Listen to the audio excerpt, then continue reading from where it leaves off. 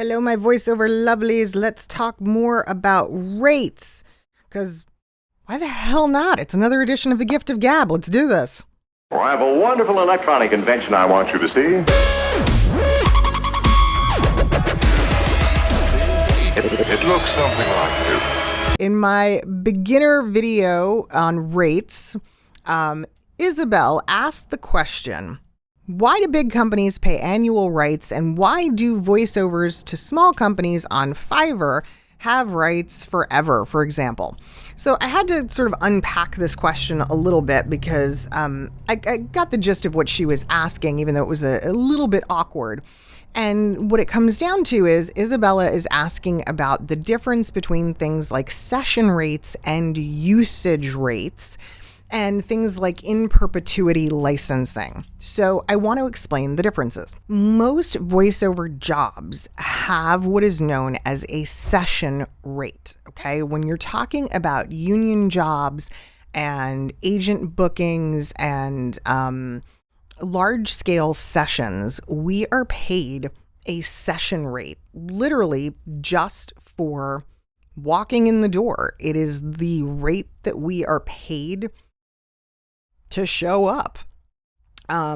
If all else fails, and for whatever reason, the job were to go horribly, horribly wrong, and let's say it was canceled at the last possible second, we would still be paid the session rate for being a professional, for showing up, and for being prepared to work. Session rates back in the day, especially, were the mainstay. They were a constant across the board. You were always, always, always paid a session rate.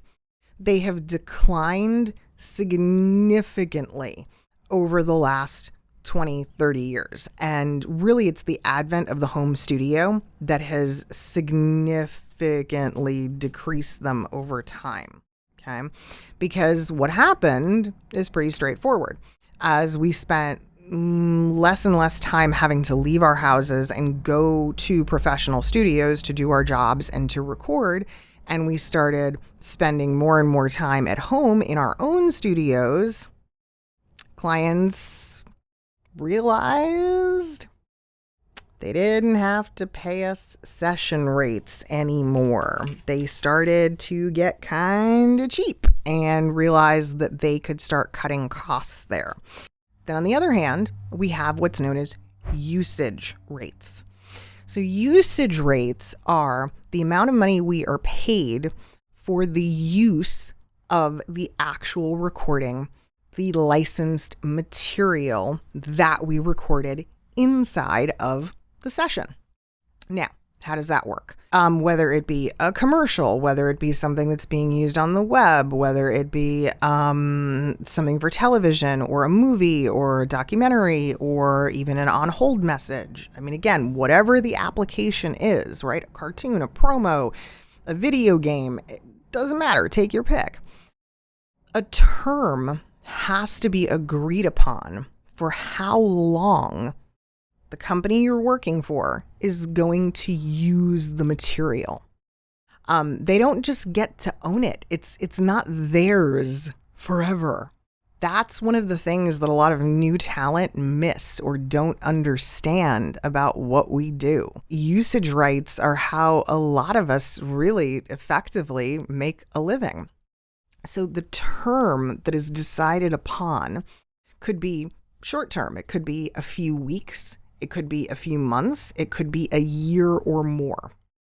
And the longer the term, typically, the more we are paid for the usage of the material. What also goes along with that usage is the amount of exposure. How many people will see or be exposed to the content over that course of time. And the usage rate varies in accordance with that. This is where rates start getting complicated. There's a lot of math in this stuff, okay? Now, what Isabella was referring to in her question about rights forever is what we call in perpetuity. And in perpetuity is a terrible, awful, awful phrase that you as a voice actor want to try to avoid agreeing to at all cost. In perpetuity means forever. It means permanent. And when you agree to an in perpetuity rate, what you are agreeing to is completely and totally turning over the usage rights of that material to the client for a one-time fee. And that sucks because it means there is no chance of a renewing term. It means that that client can just keep using the material as long as they want. Whereas normally when a term expires, as I was talking about a moment ago, whether it be a few weeks, a few months, or a year, when that term expires, if the client wants to keep using the material, they got to pay for it again. That's the beauty of it. That, again, is how a lot of us make a living. They're called residuals. It's residual earnings because you don't have to do any more work. You get paid again. Yeah.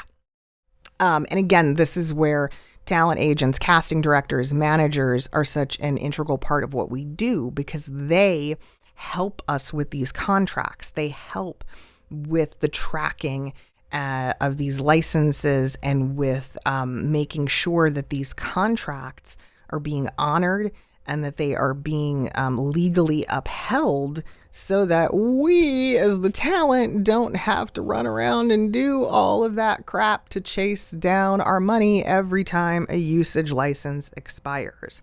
They help in doing all of that for us so that our money is tracked down and we get to sit at home and a lovely check shows up in the mail and we get to go, ooh, hey, look at that. Isn't that nice? How many zeros does that have on the end of it? That's wonderful. So it's the difference between residuals and in perpetuity. In perpetuity, bad. Residuals, good. Got it? Great. Okay. Thank you guys so much for watching. As always, I hope this helped to clear up some more information regarding rates. If you want more information on rates, check out the material that I have here in this video. And if you have questions, you can do what Isabella did. Shoot me a question through YouTube, through the channel, email me, send me a message on social media. I am more than happy to help however I can. And of course, there's always the option to book a class with me, and I can help you individually with your rate questions and any other business affairs that you have where you're struggling in voiceover. Thanks again. Take it easy. Bye.